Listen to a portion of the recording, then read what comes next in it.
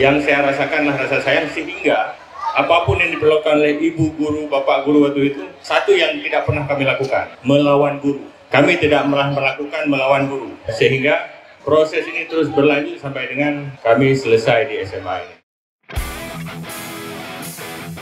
Hari ini sungguh istimewa karena bukan hanya menjadi ajang silaturahmi tapi juga momentum untuk mengenang masa-masa yang telah membentuk jati diri kita, ujar Sekda Aceh M. Nasir. Lebih lanjut, M. Nasir menambahkan bahwa berdiri kembali di hadapan para guru dan rekan-rekan sesama alumni di sekolah ini membawa rasa haru dan syukur yang mendalam.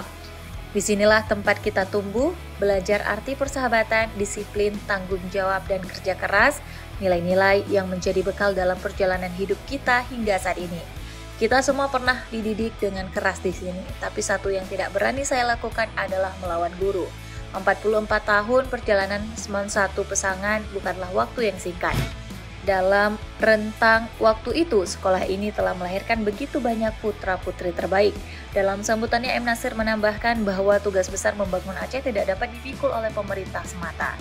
Diperlukan peran aktif dan kontribusi dari seluruh elemen masyarakat, termasuk para alumni Semen 1 Pesangan yang tersebar di berbagai profesi dan daerah. Di akhir sambutannya, Sekda Aceh M. Nasir menyampaikan apresiasi dan penghargaan yang setinggi-tingginya kepada para guru, kepala sekolah, panitia pelaksana reuni akbar, dan juga seluruh tenaga pendidikan yang selama ini telah berjuang dengan ikhlas dan sepenuh hati.